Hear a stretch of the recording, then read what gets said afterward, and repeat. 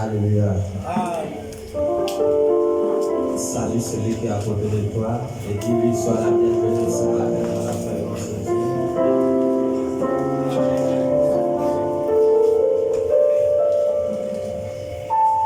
Salut une autre personne. Tu es la bienvenue ce matin dans la présence de Dieu.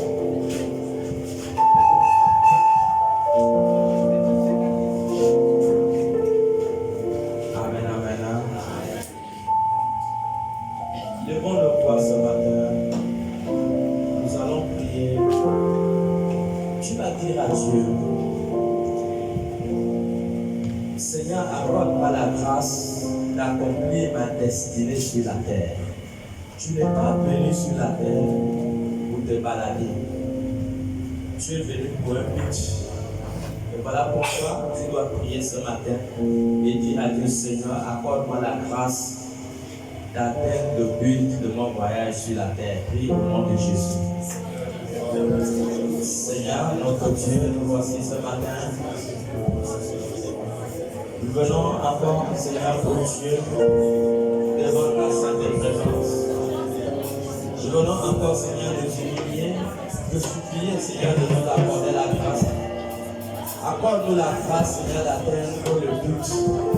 Le but, Seigneur, pour Dieu, de notre voyage sur la terre.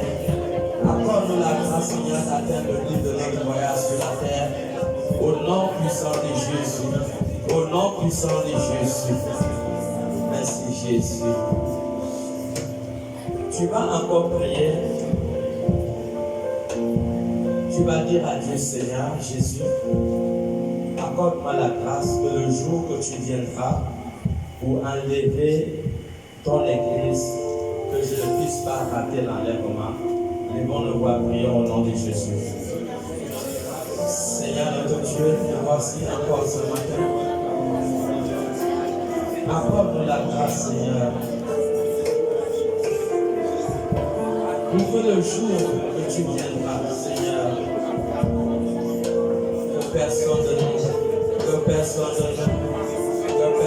nous ne puisse rater l'enlèvement, que personne de nous ne puisse rater l'enlèvement. Merci Jésus.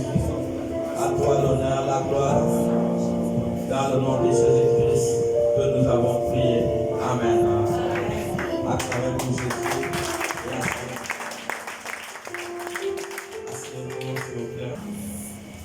Qui est sur le terre, Jésus revient. C'est vrai, Jésus revient. Et tous, nous devons être dans l'esprit de la préparation, dans l'esprit de pouvoir rencontrer notre Seigneur Jésus-Christ. Ce matin, j'ai prié pour que le Saint-Esprit dispose nos cœurs à être attentifs à la parole de Dieu, que le Saint-Esprit nous accorde la grâce de recevoir sa parole ce matin. Nous aurons 3 textes bibliques que nous allons lire. D'abord Luc, chapitre 18. Est-ce que chacun peut prendre sa Bible et honorer la parole de Dieu en se mettant debout? Luc, chapitre 18, le verset 8. Oui, la sœur Sarah, Luc 18, le verset 8. Lisons la parole de Dieu dans Luc 18, verset 8. Il est écrit, je vous le dis, il leur fera promptement justice. Il leur fera promptement justice. Mais quand le Fils de l'homme viendra, trouvera-t-il la foi sur la terre? Trouvera-t-il la foi sur la terre? Nous allons lire un deuxième passage biblique, Actes chapitre 1, le verset 10 à 11.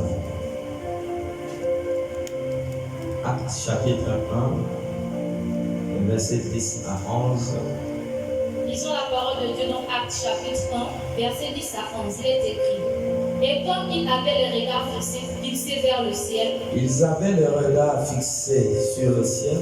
Pendant qu'ils s'en allaient, voici, 2 hommes vêtus de blanc leur apparurent, oui, et dirent, Hommes Galiléens, pourquoi vous arrêtez-vous à regarder au ciel? Pourquoi vous arrêtez-vous à regarder au ciel? C'est Jésus qui a été enlevé au milieu de vous, oui, viendra de la même manière que vous l'avez vu allant au ciel. Il viendra de la même manière que nous l'avons vu aller au ciel. Nous avons un troisième passage biblique dans le livre de Genèse 1, 14 à 18. Genèse 1, 14 à 18. Lisons la parole de Dieu dans Genèse 1, du verset 14 à 18. Il est écrit, Dieu dit qu'il y ait des luminaires dans l'étendue des cieux. Dieu dit qu'il y ait des luminaires dans l'étendue du ciel. Pour séparer le jour avec la nuit. Séparer le jour et la nuit. Que ce soit des signes pour marquer les époques. Que ce soit des signes pour marquer les époques. Les jours et les années. Les jours et les années. Et qu'il sert de luminaire dans l'étendue du ciel. Il sert de luminaire dans l'étendue du ciel. Pour éclairer la terre. Pour éclairer la terre. Et cela fut ainsi. Cela fut ainsi. Dieu fit les 2 grands luminaires. Dieu fit les 2 grands luminaires. Le plus grand luminaire pour présider au jour. Le plus grand luminaire pour présider au jour. Et le plus petit luminaire pour présider à la nuit. Le plus petit pour présider la nuit. Il fit aussi les étoiles. Il fit aussi les étoiles. Dieu les plaça dans l'étendue du ciel. Dieu les plaça dans l'étendue du ciel. Pour éclairer la terre. Pour éclairer la terre. Pour présider au jour et à la nuit. Présider au jour et à la nuit. Et pour séparer la lumière avec les ténèbres. Pour séparer la nuit avec les ténèbres. Dieu vit que cela était bon. Il vit que cela était bon. Asseyez-vous. Nous parlons sur le retour de Jésus. Il y a 2 points que nous allons parler. Nous allons d'abord parler du temps en première position. Et nous allons parler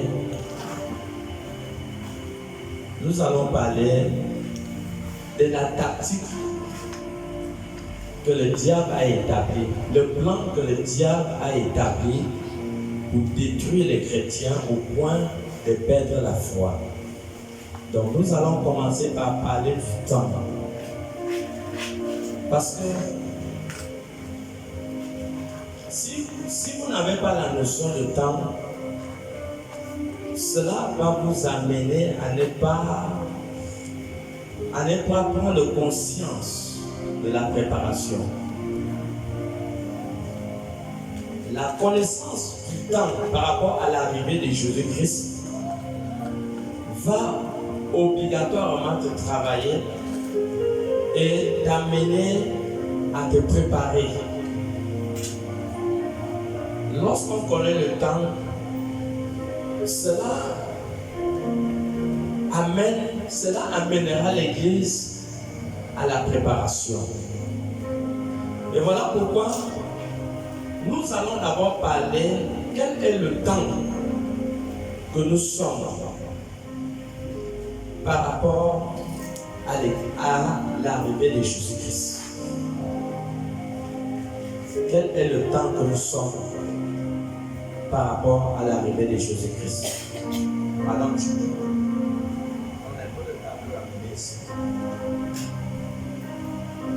est-ce que les chants que nous amenons dans cette cantique d'adoration, quel est le temps que nous sommes par rapport à l'arrivée de Jésus-Christ? En cantique d'adoration, oui, je n'ai pas besoin qu'on me dise que tu es là.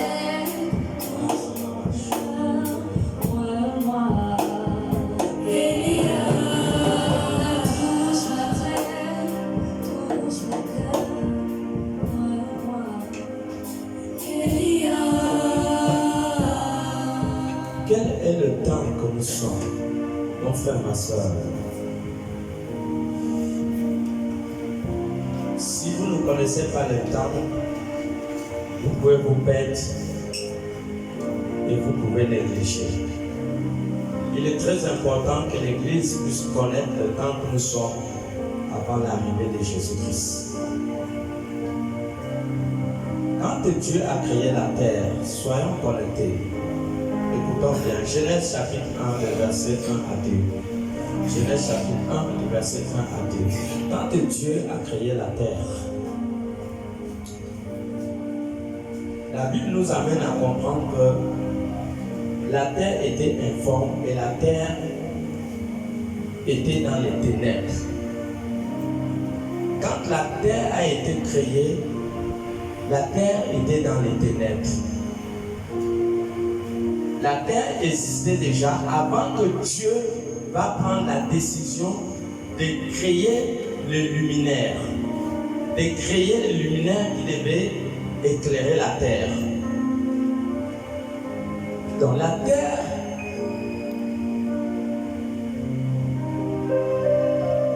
les ténèbres qui ont affecté la terre dès son existence étaient l'ombre des choses qui devaient avoir pendant tout le cours de la loi, pendant tout le cours de l'Ancien Testament. Genèse 1, le verset 1 à 2. Genèse 1, verset 1 à 2, il est écrit: au commencement, Dieu créa les cieux et la terre. Dieu a créé le ciel et la terre. La terre était informe et vide. La terre n'avait pas de forme. Il y avait des ténèbres à la surface de l'abîme. Il y avait des ténèbres à la surface de l'abîme. Et l'Esprit de Dieu se mouvait au-dessus des eaux. L'Esprit de Dieu se mouvait au-dessus des eaux. C'est bon. Est-ce que nous voyons? Quand Dieu crée la terre était dans le noir. Et Dieu va prendre la décision de créer les luminaires qui devaient éclairer la terre. Dieu prend la décision de créer d'abord le petit luminaire qui est la lune. Dieu a créé des étoiles. Dieu a créé le soleil. Et tous ces luminaires avaient pour but d'éclairer la terre. La Bible nous fait comprendre que le petit luminaire, son but, c'était d'éclairer la nuit, c'était d'éclairer pendant le temps des ténèbres. Et le grand luminaire, qui est le soleil, devait éclairer le jour. Dieu a créé les étoiles et Dieu les a placées dans l'étendue du ciel. Mais toute la période de l'Ancien Testament, de la loi, était une période de ténèbres.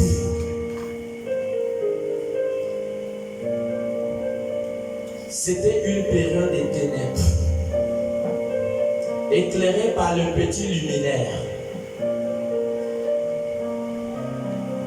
la lune. La terre était dans l'absence de la lumière. Il n'y avait pas de lumière.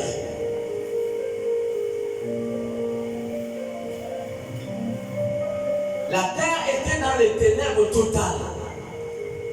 Personne ne pouvait être sauvé.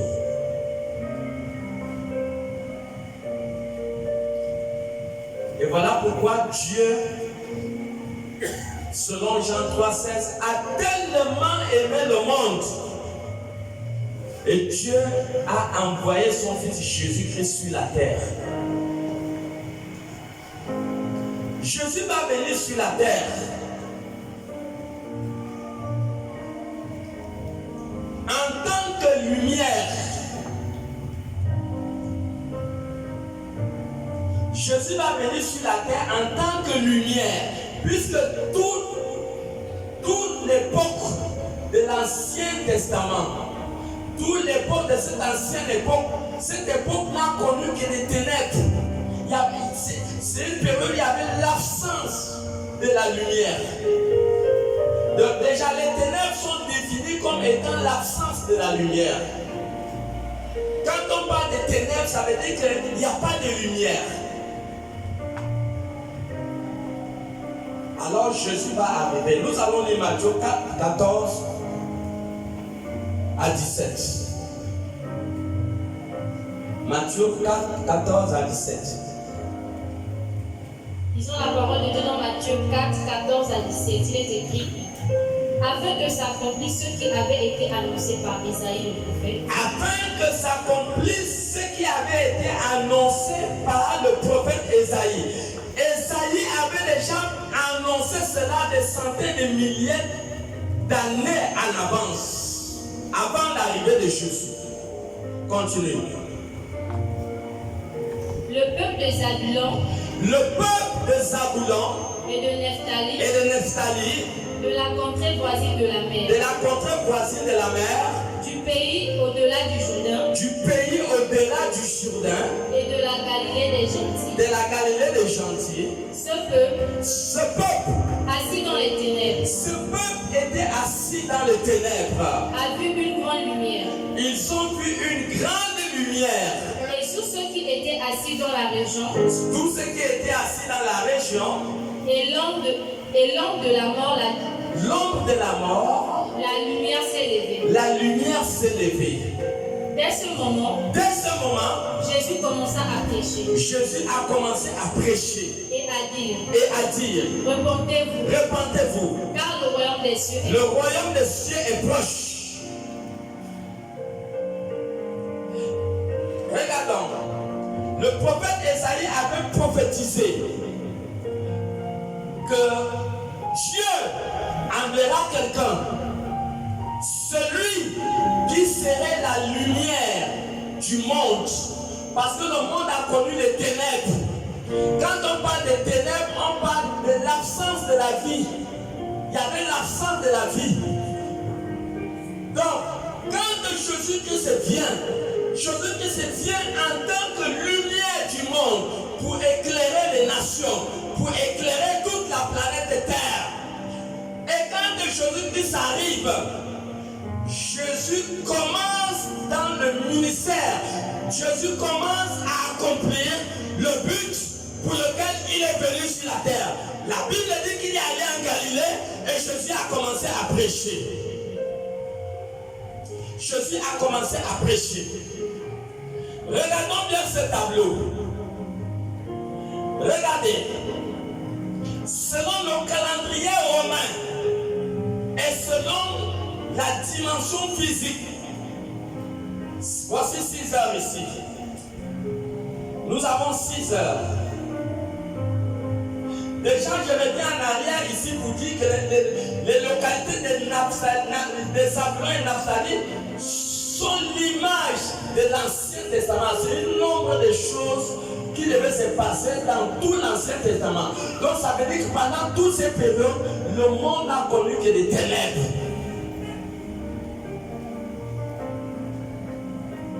Selon le calendrier romain,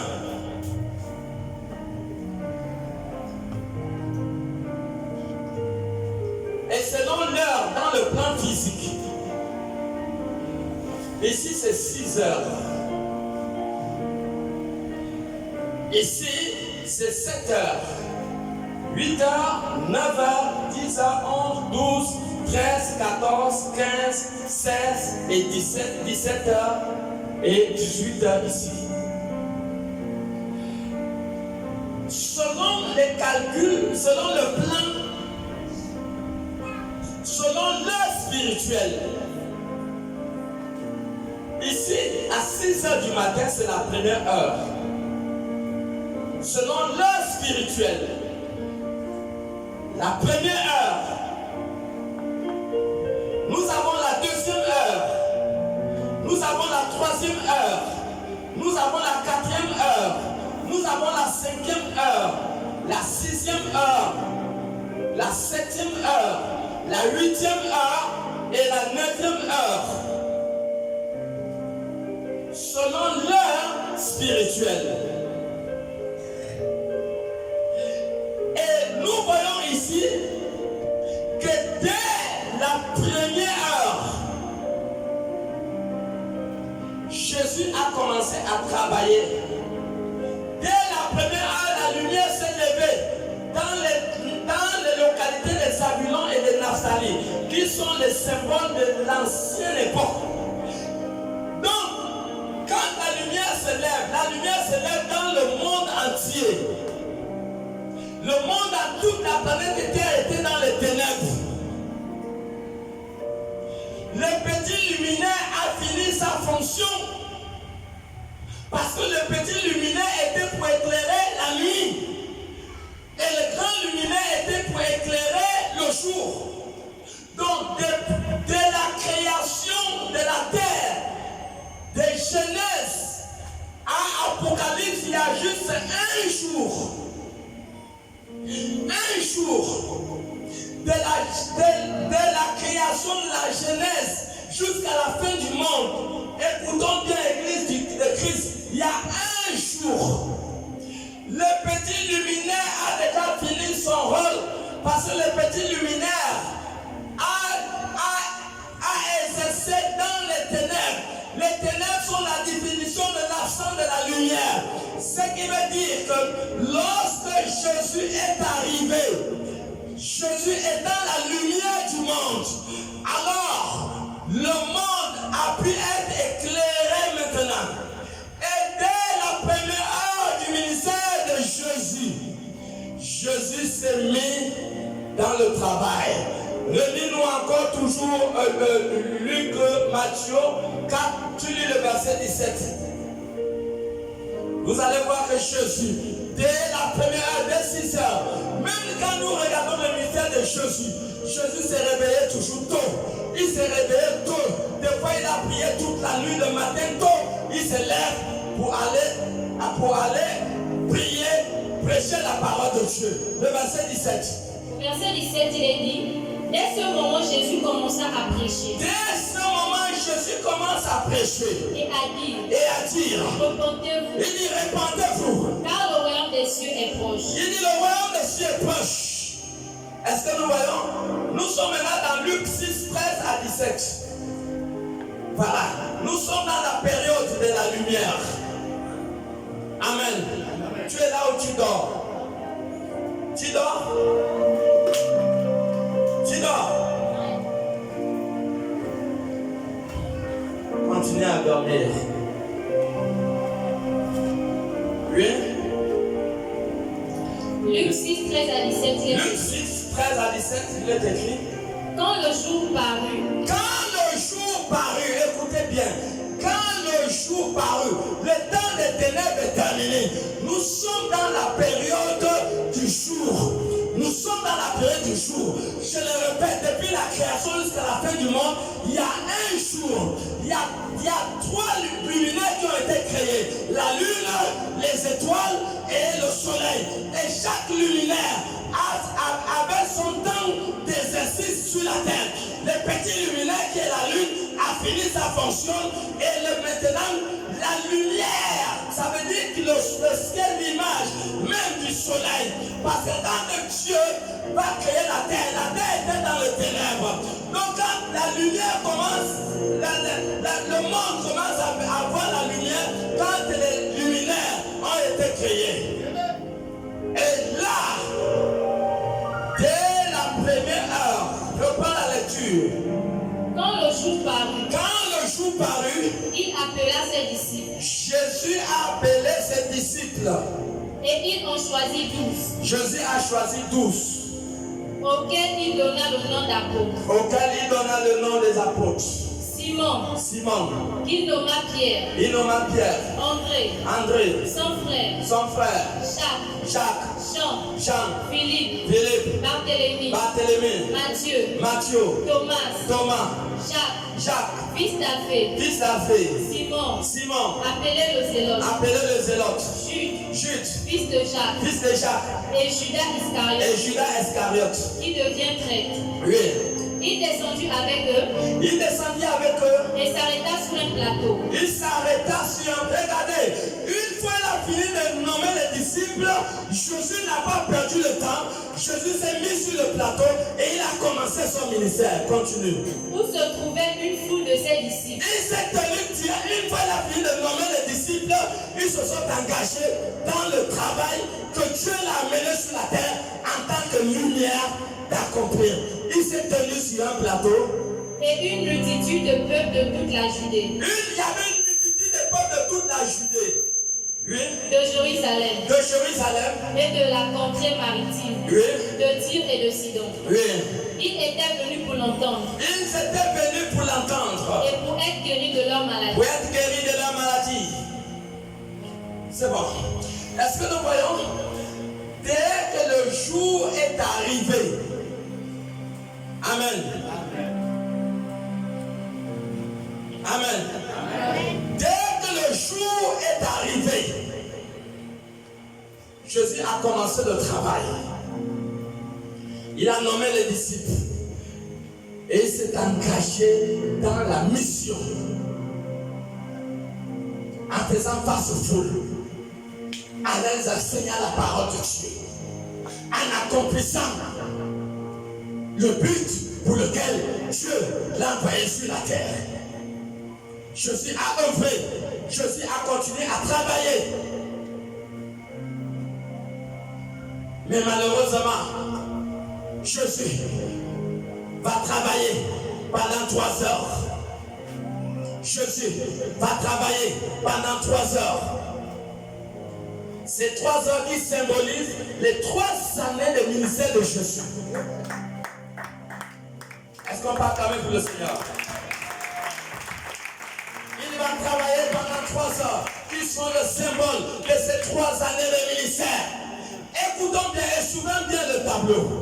Dès la première heure, Jésus s'est mis au travail. Jésus a travaillé pendant 3 heures qui symbolisent 3 années. Deuxième heure, il est au travail. Troisième heure, Jésus au travail. À la 3e heure, Jésus a fini son ministère sur la terre. La 3e heure qui symbolise 9 heures du matin. La 3e heure symbolise 9 heures du matin. Et à 9 heures, on va devoir arrêter Jésus et lui mettre sur la croix. À 9 heures, Jésus va être sur la croix. Jésus va subir toutes sortes d'humiliations,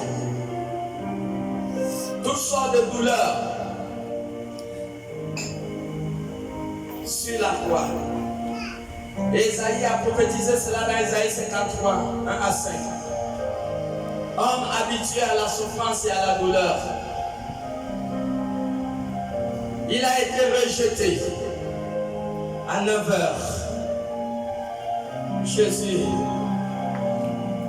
termine son ministère. 9 heures. 9 heures, il a terminé. Marc chapitre 15, le verset 24 à 37. À 9 heures, Jésus va se retrouver sur la croix. Marc 15, 24 à 37.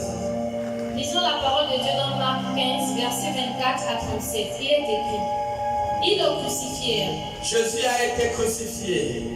Et se partagèrent ses vêtements. On a partagé ses habits. En tirant au sort pour savoir ce que chacun aurait. Oui. C'était la 3e heure. C'était la 3e heure. Arrête-toi d'abord là. Regardez, voici la première heure. Voici la 2e heure. Et voici la 3e heure que Jésus est monté sur la croix. Après avoir accompli déjà son ministère. Pendant les 3 heures qui sont le symbole des 3 années. C'était la 3e heure que Jésus est monté sur la croix. Continuez. C'était la 3e heure quand il le crucifiait. C'était la 3e heure lorsqu'on le crucifiait. L'inscription indiquant le sujet de sa condamnation. Voilà. Portait ses moules, le roi des Juifs. Il crucifia avec lui 2 brigands, l'un à sa droite et l'autre à sa gauche. Ainsi fut accompli ce que dit l'Écriture. Il a été mis au nom des malfaiteurs. Les passants l'injuraient. On l'insultait comme un vulgaire bandit. et secouait la tête Il secouait la tête en disant, comme un des moqueries. Hey, Hé, toi qui détruis le temple toi qui détruis le temple, et qui le rebâtis en 3 tu jours, le rebâtis en 3 jours. sauve-toi toi-même Sauve toi-même et descends de la croix. et descends de la croix. Les principaux sacrificateurs aussi, Oui, avec les scribes, se moquaient entre eux il était un sujet de moquerie. et disaient, Il disait, il a sauvé les autres il a sauvé les autres. et il ne peut se sauver lui-même. Il ne peut pas se sauver lui-même. Que le Christ, Que le Christ, le roi d'Israël, le roi d'Israël, descende maintenant de la croix, un sujet de moquerie, on lui dit descends de la croix si tu es Christ. afin que nous voyions Afin que nous voyons et que nous croyions. et que nous croyons. Ceux qui étaient crucifiés avaient pu l'insulter aussi. Même ceux qui étaient crucifiés avaient lui ont commencé à l'insulter. La 6e heure était venue. Regardez, la 6e heure était venue. Donc ça veut dire ici nous sommes à la 9e heure. Voilà. Ici, voilà. Voilà. Non, ici nous sommes à 9 heures selon l'heure physique et nous sommes à la 6e heure selon l'heure spirituelle. Vous voyez, la 6e heure, donc ça veut dire ici, la 6e heure étant venue. Est-ce que quelqu'un est là? Suivez bien. Suivez bien. Nous sommes déjà ici. Nous avons dit, depuis que Dieu a créé la ciel et la terre, il y a un jour, la lune a déjà fini son règne. Avant que nous venions même là, nous avons ici. Attends, tu as quel verset là? Verset 33. Verset 33. Voilà. Attends là, reviens à Apocalypse 12, 1. Apocalypse 12, 1, il est écrit. Oui. Un grand signe parut dans le ciel. Un grand signe parut dans le ciel. Une flamme enveloppée du soleil. Regardez, la femme est le symbole de l'église. Elle était enveloppée du soleil. La lune sous ses pieds. La lune sur ses pieds. Et une couronne de 12 étoiles sur sa tête. Les 12 étoiles sont les symboles des 12 apôtres. Et ce sont ces 12 apôtres que dès la première heure ici, Jésus a choisi. Donc nous voyons ici, Jésus choisit 12 apôtres. Donc ça veut dire les 12 étoiles. Donc ces étoiles-là, ils ont déjà accompli leur règne. Les 12 étoiles sont les 12 apôtres, sont les symboles des 12 apôtres de Jésus. Les voici, les luminaires. Ils étaient des luminaires. Quand on parle de luminaires, ça veut dire des personnes que tu as envoyées dans le plan physique d'éclairer les êtres humains sur la terre à travers la lumière de la puissance de la parole de Dieu. C'est ce que nous parlons. Ce sont des personnes que Dieu a envoyées. Et Dieu a mis les symboles dans le ciel. Il a mis la lune. Il a mis les étoiles. Il a mis le soleil. C'était des symboles que Dieu a mis dans le ciel pour éclairer. Ces symboles étaient des réalités physiques pour éclairer l'humanité par le pouvoir, par la puissance de sa parole. Attention, nous sommes à la 6e heure déjà selon l'explication. Donc reviens au verset 33. Nous sommes ici à la 6e heure. Et vous verrez que quand Jésus a été crucifié, il y a quelque chose de bizarre qui s'est passé. La Bible dit que de midi, de 12 heures là, jusqu'à 15 heures là, il y a eu la nuit comme minuit, comme 2 heures du matin. Il y a eu des choses bizarres. Des morts sont revenus à la vie. Le temps qui séparait, le rideau qui séparait le lieu saint et le lieu très saint a été déchiré. Est-ce que quelqu'un est là? Ça a été déchiré. La nuit est tombée et c'est à partir de là que les Romains ont su que celui-là était sûrement le Fils de Dieu. Mais c'était trop tard pour eux. Ils ont su que c'était véritablement le Fils de Dieu. Parce qu'ils ont vu des choses inexplicables. Ils ont vu des choses inexplicables.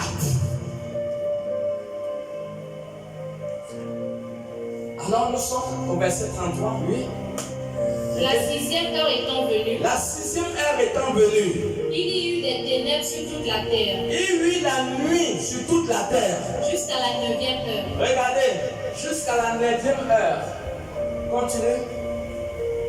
Et à la 9e heure, Et à la 9e heure, Jésus s'écria d'une voix forte, Jésus s'écria d'une voix forte. Elohim, Elohim, Elohim, Elohim, lama sabachthani, Lama Sabachthani. ce qui signifie, Ce qui signifie, mon Dieu, mon Dieu, mon Dieu, pourquoi m'as-tu abandonné? pourquoi m'as-tu abandonné? Quelques-uns de ceux qui étaient là, Oui, l'ayant entendu, l'ayant entendu dire, voici, voici, il appelle Élie. il appelle Élie. Et l'un d'eux courut remplir une branche de vinaigre. Ouais, Et l'ayant fixé à un rosseau, oui, il lui donna à boire, il lui donna à boire en disant, laissez, oui, voyez si Élie viendra le descendre. ouais. Mais Jésus, Mais Jésus, ayant poussé un grand cri, Jésus a poussé un grand cri expira. et Jésus a mouru.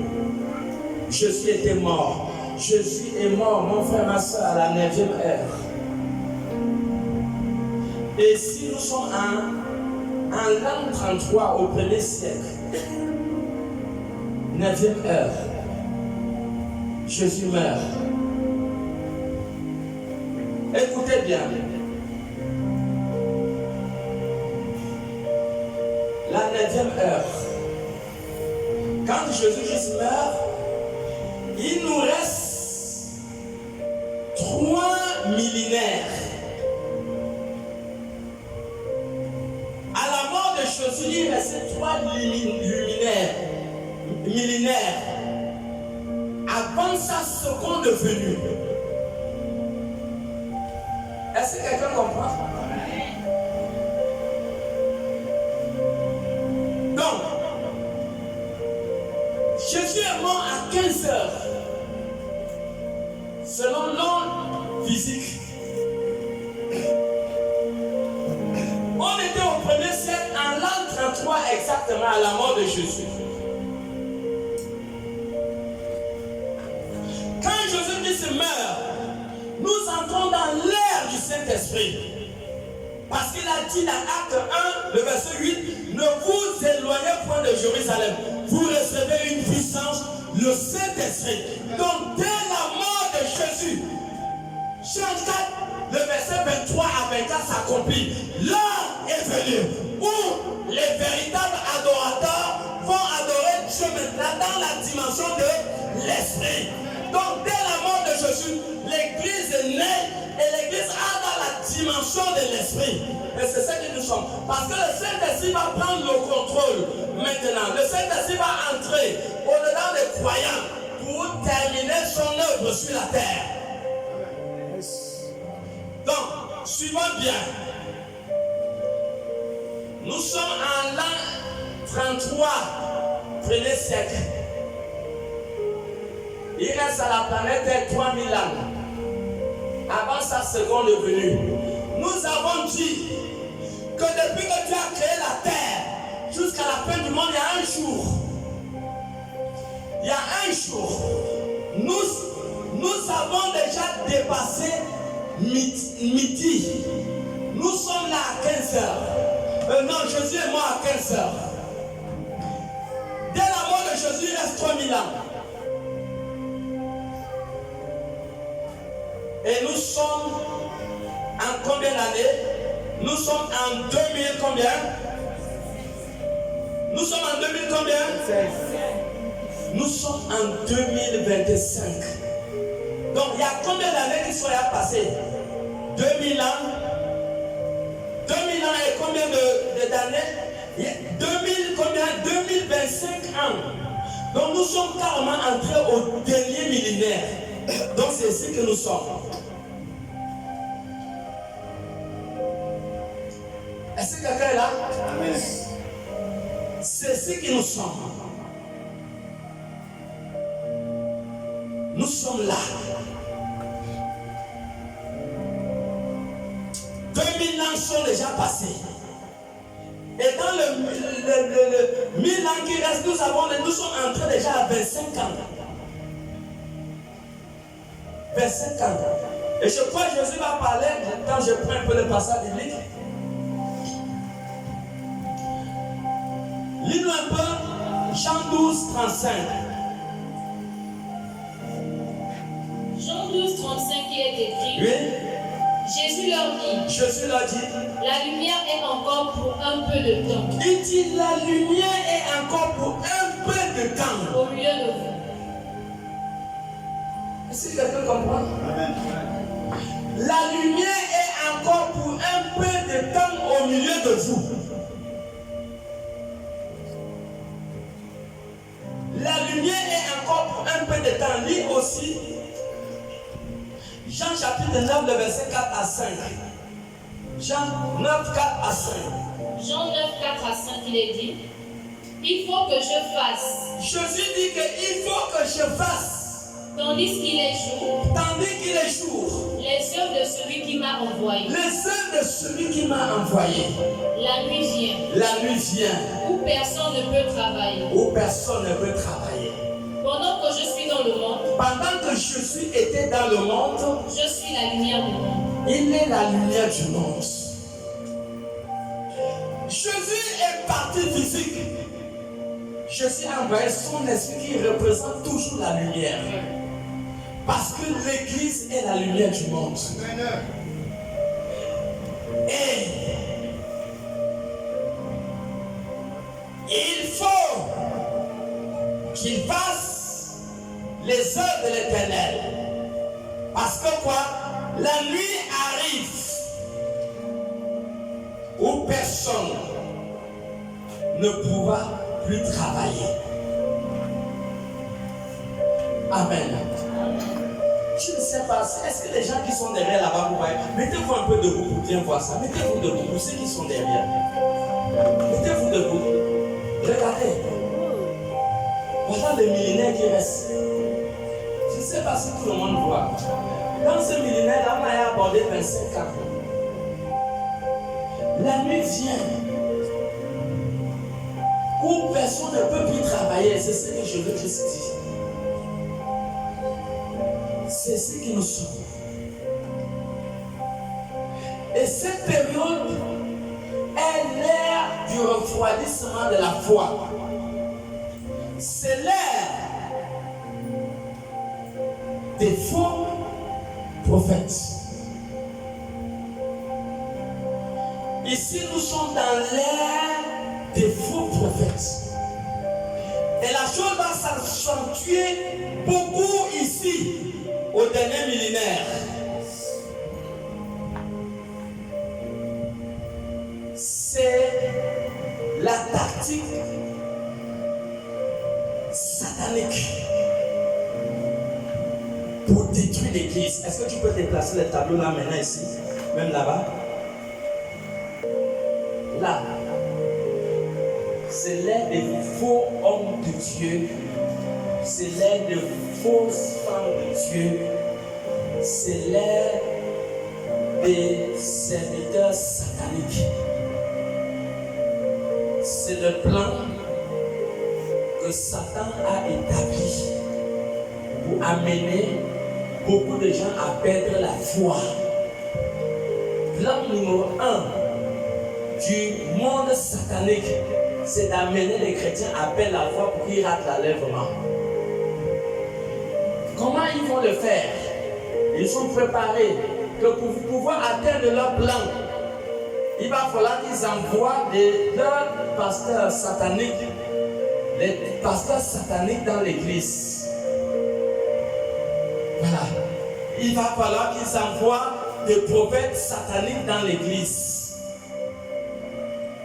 Voilà pourquoi vous pouvez voir aujourd'hui beaucoup de fausses églises. C'était le plan établi par le royaume satanique pour amener en ce petit temps qui reste beaucoup de gens à perdre la foi pour que quand Jésus revient, que Jésus ne trouve pas la foi au-dedans des chrétiens. Parce que tous ceux qui n'auront pas la foi ne pourront pas être enlevés. Donc, mes bien-aimés, le plan satanique pour éteindre la foi dans le corps de Christ est d'établir sataniques, des prophètes sataniques au milieu de nous. Faites attention. Nous sommes dans l'ère de la fausseté. Nous sommes dans l'ère où les puissants des ténèbres savent que leur temps est terminé. Ils doivent corrompre beaucoup afin de rater l'enlèvement.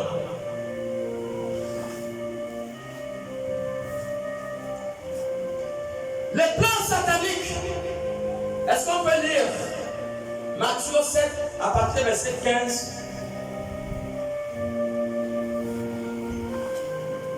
Matthieu 7 à partir du verset 15. Matthieu 7 à partir du verset 15, il est écrit: Gardez-vous des faux prophètes. Gardez-vous des faux. Quand vous entendez faux prophètes, ce sont des prophètes sataniques. Gardez-vous des prophètes sataniques. Il y a des vrais prophètes, mais ils sont difficiles. Mais il y a des prophètes sataniques qui sont déjà partout. Il dit gardez-vous des prophètes sataniques. Amen. On va continuer la lecture. Est-ce que vous savez pourquoi Dieu dit ça? Maman, quand tu pars à la pêche là, si tu jettes l'hameçon sans la part, le poisson va venir s'accrocher à ton hameçon. Qu'est-ce qui attire le poisson sur l'hameçon? C'est la part. Maman, la part satanique. 1. Les prophéties. 2. Les miracles. Église de la dernière heure, faites très attention aux prophéties, faites très attention aux miracles. Ce n'est pas que la prophétie est mauvaise parce qu'il y a les vrais prophètes. Mais, comme le diable est rusé, il passe par là pour détruire l'église. Pour détruire l'église. Et c'est par là qu'il passe. Pour amener la confusion dans toute l'église. Pour que les gens soient dans la confusion. Donc, si vous, au lieu de suivre la parole, la Bible dit dans Jean 1:1, au commencement était la parole était avec Dieu et la parole était Dieu. Il n'y a rien de ce qui a été fait sans elle. En elle était la vie, et la vie était la lumière des hommes. Donc, premièrement, cherchez la parole. Ne cherchez pas de miracles. Ne cherchez pas la prophétie. Ça ne veut pas dire que les miracles ne sont pas mauvais. Ça ne veut pas dire que la prophétie est mauvaise. Mais ce sont des apparts que le diable a utilisés pour détruire la foi chrétienne. Faisons très très attention. Le diable se croit malin. Mais avec moi, ça ne marche pas.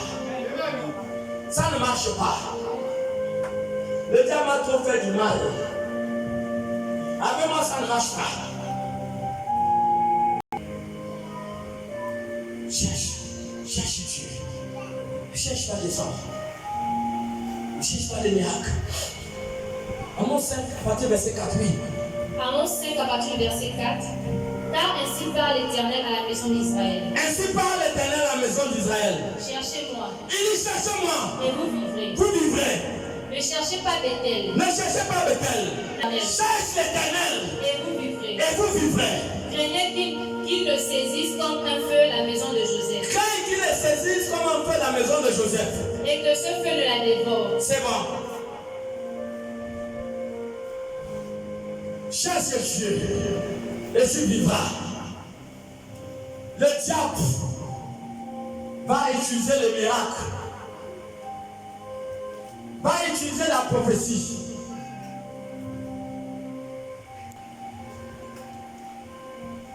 Tu étais où?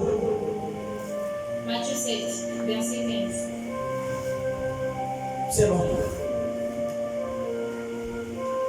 Voici la première stratégie de Satan. Deuxième stratégie. Le diable va séduire. Partout où vous allez entrer, vous allez voir des hommes nus, des femmes nues à Internet. Même si vous effacez ces choses, ils vont toujours vous envoyer ces choses. Et ils le font beaucoup parce qu'ils connaissent des chrétiens. Quand tu as une page Facebook, Google, tout ça, ils savent si tu es chrétien ou pas. Ils vont t'inonder des films porno. Ils vont t'inonder des images que tu ne veux pas. Pour éteindre ta foi. La séduction.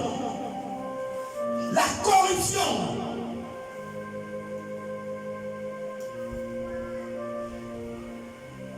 Pour t'amener à poser des actes qui ne sont pas de Dieu.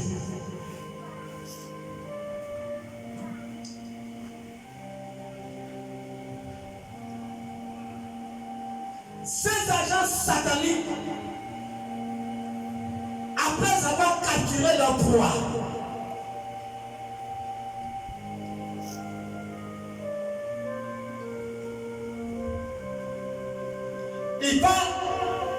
il va les détruire par des fausses paroles, par des fausses doctrines.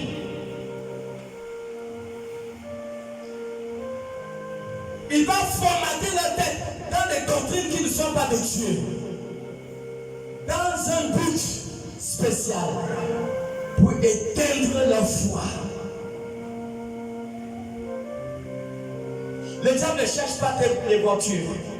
Le diable ne cherche pas ton argent. Le diable ne cherche pas tes richesses. Tout ce que le diable cherche, il cherche à éteindre ta foi. Quand il a réussi à éteindre ta foi, le diable t'a gagné.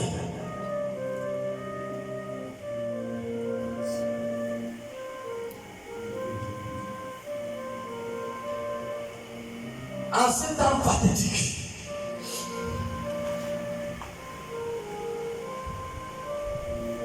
où le monde est pourri avec la séduction.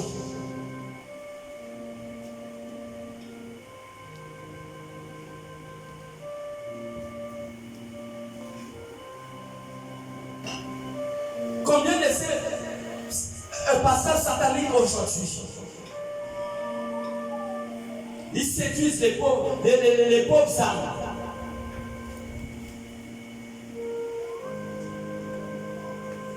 Nous avons énuméré beaucoup de certains de ces églises ici.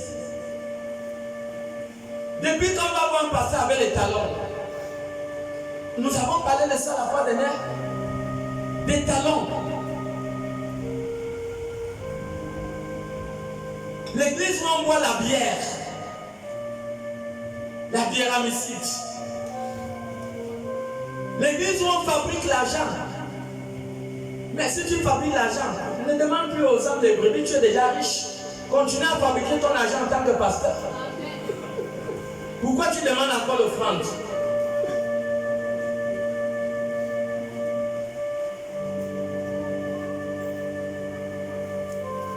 Et c'est la tactique de Satan.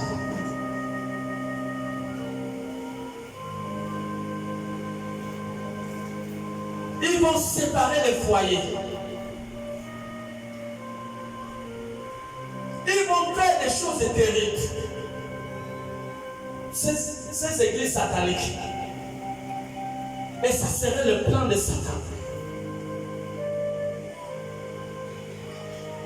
Quand beaucoup vont les découvrir,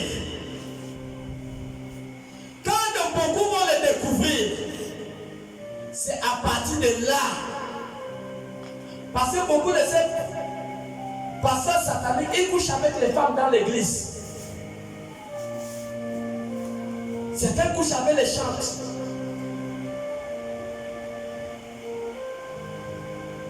Ils escroquent. J'ai vu derrière la prison un Congolais, des Congolais qui étaient venus animer un séminaire. À l'époque, l'église était juste en bas de la bibliothèque de l'université. Je ne sais pas si c'est pasteur, puis Pierre, je ne connais pas comment on appelait l'homme de Dieu là. Il avait venu les Congolais pour venir animer le séminaire. Ils ont animé le séminaire. Animer le séminaire, c'était puissant. C'était puissant. Après le séminaire, l'un des pasteurs va se renseigner avec les fidèles qui est la plus riche ici à l'église. On a montré une béninoise. Cette béninoise avait tout un patrimoine. Ça veut dire que les parents étaient morts, on a laissé des maisons en étage.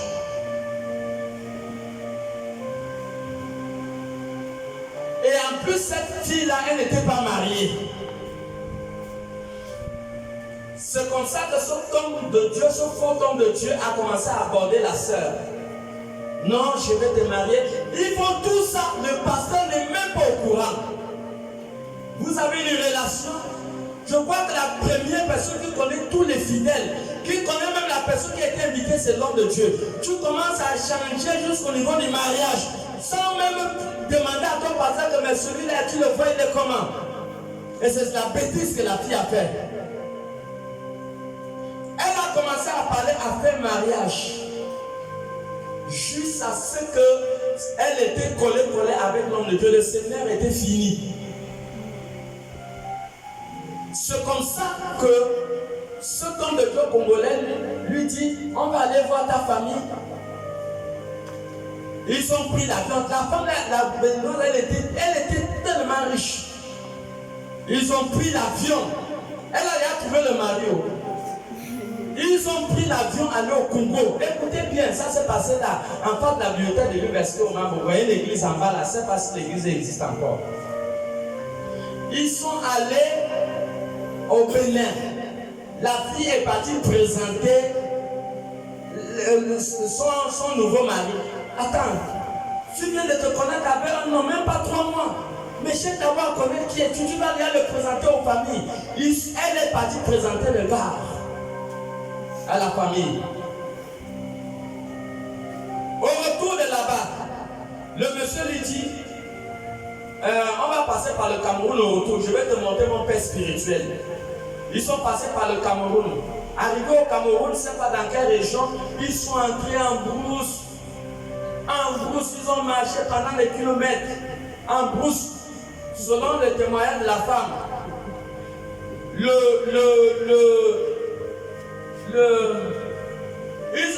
Quand ils sont arrivés dans le lieu où il y avait son père spirituel, c'était comme une hutte, un vieux. Ils sont arrivés là. Il dit, ça c'est mon père spirituel. Et le père spirituel a commencé à conseiller la fille. Oui, ça c'est mon fils. C'est quelqu'un qui est bien. Vraiment, sois avec lui. Garde-lui bien. La fille même dit que quand ils entraient en plus, elle commençait déjà à avoir peur. Maman, pendant qu'ils ont voyagé, ils n'ont même pas avisé au pasteur. Regardez les choses. Est-ce que ça c'est sérieux? Tu viens de trouver un homme, ça brûle dans le cœur, on dirait quoi? C'est comme le cœur va éclater. Maman, pendant qu'ils sont au Cameroun, on est en train de chercher la fille. Elle n'a même pas dit au revoir à ses parents. Les parents cherchent, on ne comprend pas. On vient demander à l'église, personne ne connaît où elle est. On a remis le problème au B2. Le B2 a dit non, c'est pas normal. Ils sont venus, ils ont attrapé, je crois que c'est le pasteur Peter, si je ne me trompe pas du nom. Ils ont attrapé le pasteur, on est parti enfermer le pasteur au B2. Il dit, tu connais où se trouve la fille? Maman, quand le couple quitte maintenant là-bas pour revenir au Gabon en passant, je crois, par Eboleva et tout, le gars prend les carnets d'études de banque de la femme. Je ne sais pas comment ils ont fait ça. Le gars a pris, ça veut dire que le gars a pris le sac de la femme. Il s'est arrangé avec les gendarmes qui sont venus de la route. Quand ils sont venus, on a arrêté la femme. Donc le Congolais s'est arrangé avec les gendarmes. Ceux qui l'ont donné, ils ont donné une certaine somme. Le gars est venu à Libreville. Il a pris plus de 10 millions qui étaient dans la banque, l'argent de la fille. Plus de 10 millions, c'est une histoire vraie. Plus de 10 millions. Et quand il a pris les millions là, et il a pris l'avion, il est parti. Il voulait même vendre les maisons. On a dit non, les locataires ont dit non, on ne te connaît pas. il a vidé le compte de la fille. Il s'est arrangé avec Ruse pour vider le compte de la fille. Il a pris la main, il est parti. Habitam, je ne sais pas si c'est Habitam ou à quel niveau on a enfermé la femme. La femme est en train de supplier les gendarmes, pardon, je vais appeler à Libreville. Pardon, est-ce que tu peux me donner le téléphone? Et c'est comme ça que un gendarme lui a donné le téléphone. Elle a appelé aux parents que où vous me voyez là. L'homme qui est venu, le pasteur qui est venu avec moi là, c'est un faux. Il a pris mon sac et dedans il a mis tout des banques et tout dedans. Et c'est là où maintenant que les parents vont aller faire sortir l'homme de Dieu au B2. Je ne sais pas combien de jours il avait fait au B2 enfermé. On l'a fait sortir, le pauvre. Puis une histoire qu'il ne connaît pas, on ne l'a pas mis au courant et c'est lui maintenant. Vous voyez comment les pasteurs souffrent. C'est ce qui s'est passé. C'est une histoire vraie qui s'est passée. Nous, à l'époque, on avait notre église en haut et ils avaient leur église en bas dans le même immeuble.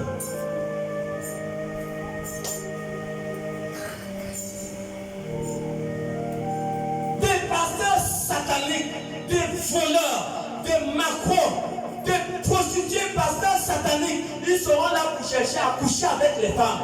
La séduction au plus haut niveau dans un but pour éteindre la foi.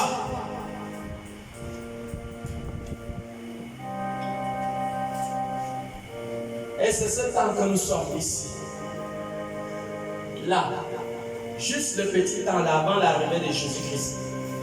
Ils vont s'assurer. Vous voyez, tous ceux qui ont mis leur cœur, ont eu confiance aux hommes de Dieu. Et qu'ils ont vu que, donc c'est ça qu'on appelle Dieu. Beaucoup sont repartis dans leur maison. Beaucoup sont repartis dans les bois de nuit. Parce qu'ils se sont dit, si c'est ça l'église, je préfère continuer ma vie. Et à partir de cet instant, le diable a déjà réussi son plan.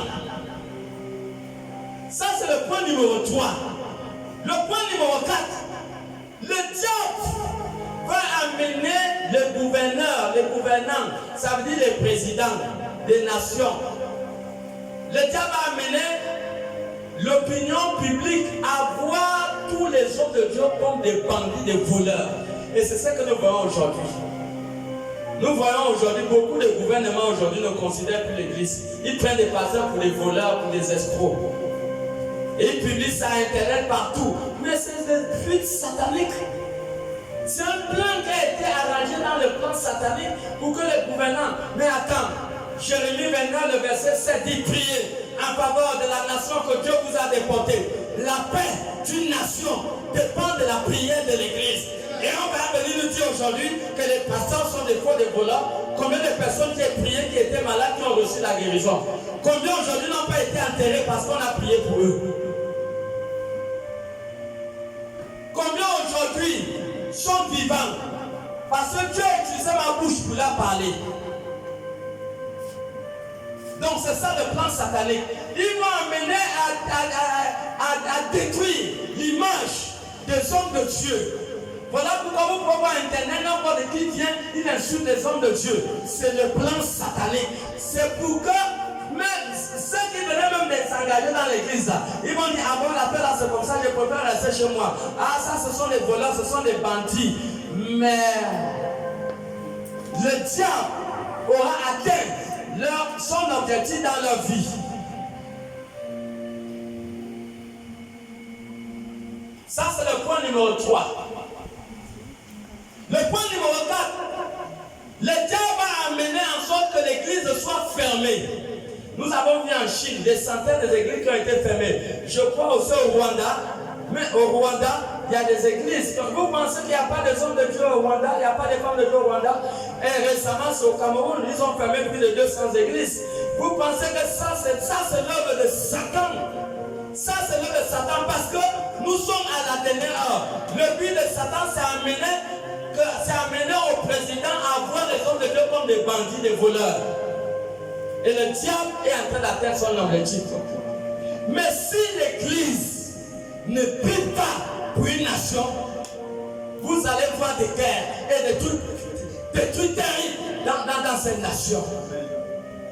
Vous verrez les choses terribles. La paix d'une nation dépend de la prière de l'église. Si l'église ne prie pas, vous allez voir des choses. Vous avez vu, des gens ont des placements, des gens ont des salons dans leur maison, des gens ont des voitures, mais on te dit qu'en temps de guerre, tu n'as que ta valise sur la tête. Tu n'as que ta valise. Regardez en Israël, nous avons vu la fois dernière, ils ont donné l'ordre. Personne ne sort avec sa voiture. Parce que si nous voyons la voiture pendant que vous êtes en train de partir là, vous serez considéré comme un ennemi. Donc ils sont obligés de laisser la voiture et fuir. Et c'est ça, lorsqu'on ne prie pas, c'est des choses terribles qui peuvent arriver à une nation. Et c'est ça le plan satanique. Gaspiller les noms des pasteurs, les amener à l'opinion publique pour voir que les pasteurs sont des voleurs, des escrocs, pour que les gouvernants puissent les voir comme des sataniques et que les gouvernements prennent la décision de commencer à fermer les églises. Les églises sataniques ne sont pas fermées. 2 Timothée 4, le verset 3. Les églises sataniques où le péché est permis ne sont pas fermées. Les églises sataniques ne sont pas fermées. Même on dit là qu'on a fermé les églises en Chine. Vous pensez que des puissants qui sont dans une église, on va fermer leur église? Des puissants qui sont dans le système, on va fermer l'église? Non. Lis 2 Timothée. 2 Timothée, le verset 3, il est écrit. Dis 2 Timothée 4, à partir du verset 3. 2 Timothée 4, le verset 3. Car il viendra un temps où les hommes ne supporteront pas la saine doctrine. Il viendra un temps où les gens ne vont pas supporter l'obéissance à la parole de Dieu. Mais ayant la démangeaison d'entendre des choses agréables. Ils auront la démangeaison d'entendre les fausses promesses, les fausses doctrines. Ils se donneront une foule de docteurs selon leur propre. Ils vont se donner des foules de docteurs. Selon leur propre désir. Selon leur propre désir. Est-ce que nous voyons? Ils se donneront des foules de docteurs selon leur propre plaisir.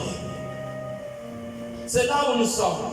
Fermeture d'église, destruction de la renommée des hommes de Dieu, dispersion de l'église parce que les hommes vont perdre la foi. Voilà pourquoi vous avez vu Jésus dans Luc 18, 8 dit, quand je reviendrai, est-ce que trouverai-je la foi? C'est à cause de tout ça. C'est à cause de tous ces événements qui vont se passer. Il va y avoir des miracles fabriqués, des miracles de mensonges. Et c'est là où nous sommes.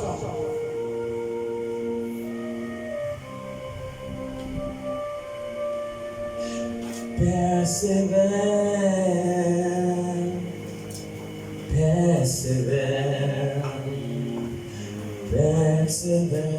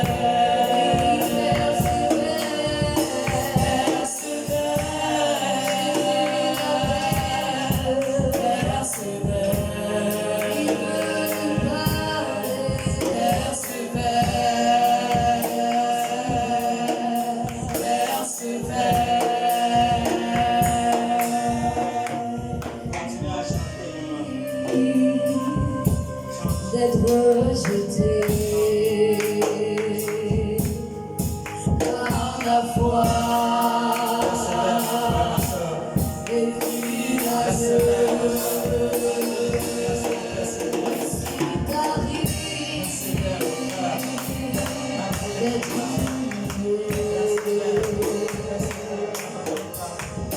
la fois.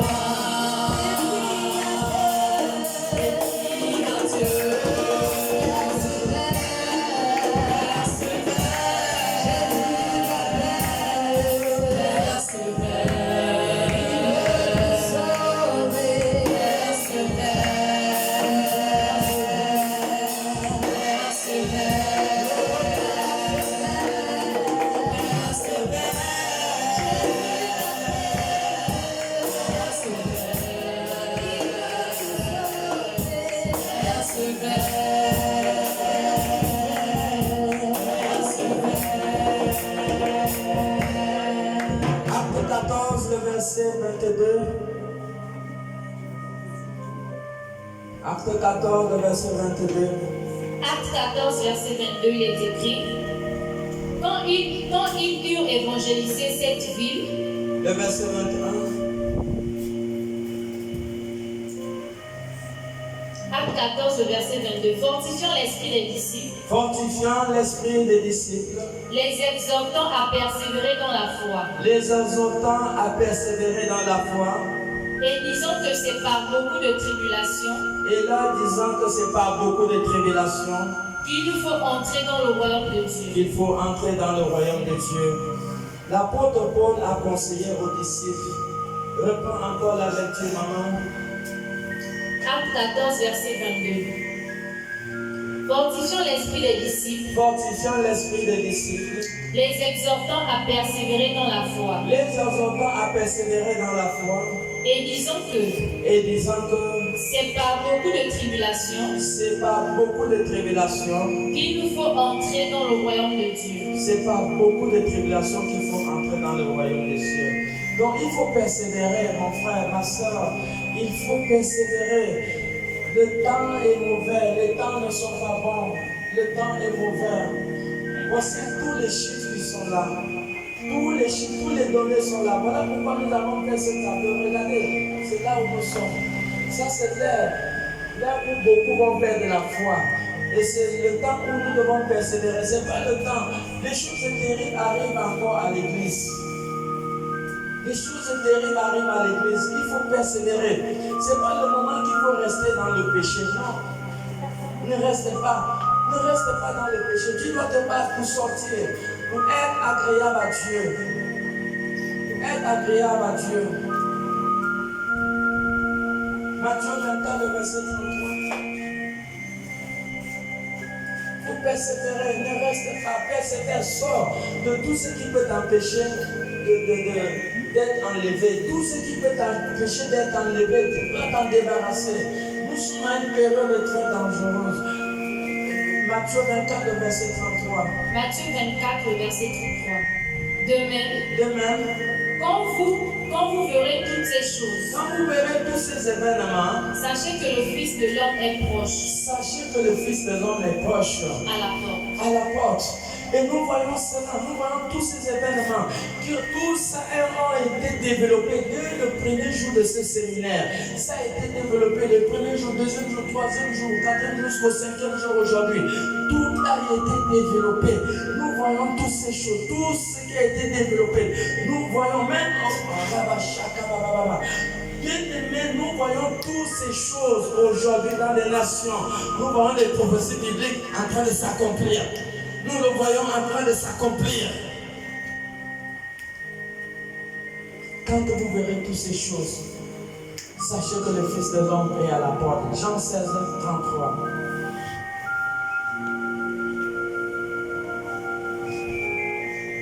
Jean 16, 33. Jean 16, le verset 33. Je vous ai dit ces choses, Je vous ai dit ces choses, afin que vous ayez la paix. et afin que vous ayez la paix. En moi, En moi, vous aurez des tribulations dans le monde. vous aurez des tribulations dans le monde. Mais prenez courage. Prenez courage. J'ai vaincu le monde. Oui? J'ai vaincu le Il monde. dit, j'ai vaincu le monde. Prenez courage. Jésus a vaincu le monde. Que personne ne se décourage. Prenez courage. Jésus a vaincu le monde. Ne te décourage pas. Nous devons nous souder les uns des autres. Ce n'est pas le temps des palabres. C'est le temps où chacun doit se battre pour ne pas rater l'enlèvement. Ce fameux jour, ça serait terrible. Combien de personnes aujourd'hui, Jésus se révèle sur l'enlèvement? Partout, sur toute la planète Terre. Dieu ne fait rien sans avoir avisé à ses prophètes. Il ne fait rien, même quand Dieu a voulu détruire son homme, Dieu a avisé Abraham comme cela a été dit hier. Dieu ne fait rien sans avoir avisé ses prophètes. Beaucoup en train de recevoir les songes où Jésus arrive. Le plus grand malheur dans la vie d'un homme, le plus grand malheur dans la vie d'une femme, ça serait de rater l'enlèvement. Ça serait de rater l'enlèvement. Ne fais pas l'erreur de rater l'enlèvement quand Jésus va revenir. Ne fais pas l'erreur. Daniel 12, Daniel 11, 32. Ne fais pas l'erreur. C'est à ce moment que tu dois te fortifier. Fortifie-toi. Tu dois restaurer ta relation avec Dieu. Beaucoup sont des traîtres de l'alliance. Beaucoup ont trahi Jésus. Beaucoup ont perdu la foi. Beaucoup se sont éloignés à cause des circonstances. Daniel 11, 32. Daniel 11, verset 32. Il séduira par des flatteries les traîtres de l'alliance. Le diable va séduire beaucoup, il va éteindre la foi de beaucoup. Les traîtres de l'alliance, la Bible le dit, des traîtres de l'alliance. Effectivement, il y a des gens qui sont des traîtres de l'alliance. Et c'est ce que Daniel dit. Mais ceux du peuple qui connaîtront leur Dieu, Mais ceux qui connaîtront leur Dieu, agiront avec fermeté. ils vont agir avec fermeté. Et c'est ce que nous demandons. Chacun doit agir avec fermeté. Tu dois agir avec fermeté. Ne permets pas que ta chair, ne permettons pas que notre chair soit un obstacle pour nous empêcher d'être enlevés. Jésus viendra à une heure que personne ne s'attend. Il viendra. Waouh, il viendra une heure que personne ne s'attend. Il viendra une heure qu'on ne s'attend pas. Bien-aimés, ne soyons pas comme quelqu'un qui va encore venir loin. Non, les chiffres sont là. Les chiffres sont là. Les chiffres sont là. Et nous voyons toutes les prédictions, toutes les prophéties des prophètes, les prophéties de Jésus. Nous les voyons dans les nations en train de s'accomplir en ce moment. Nous les voyons s'accomplir en ce moment. C'est pour nous amener à comprendre que personne ne doit être distrait en ce temps de la fin. Tu dois agir avec fermeté.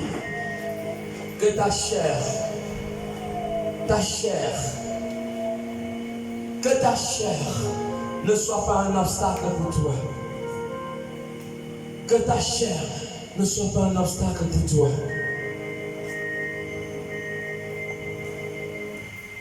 Et finalement, nous allons lire Apocalypse 2, le verset 10. Ta chair ne doit pas un obstacle. Ne le permets pas. Ta chair.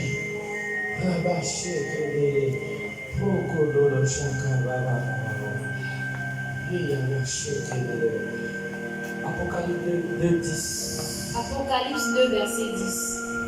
Ne crains pas ce que tu vas souffrir. Ne crains pas du sort que nous allons souffrir. Voici, le diable jettera quelques-uns de vous en prison. Le diable a jeté beaucoup en prison. Afin que vous soyez éprouvés. Nous serons éprouvés. Et vous aurez une tribulation de 10 jours. Nous aurons une persécution qui n'a pas son nom.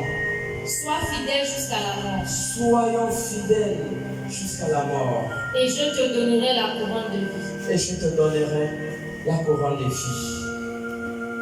Amen. Sois fidèle jusqu'à la mort. Mon frère, ma soeur, sois fidèle jusqu'à la mort. Et le Dieu Tout-Puissant nous donnera la pouvoir de la vie. Amen, amen. Acclamons pour le Seigneur.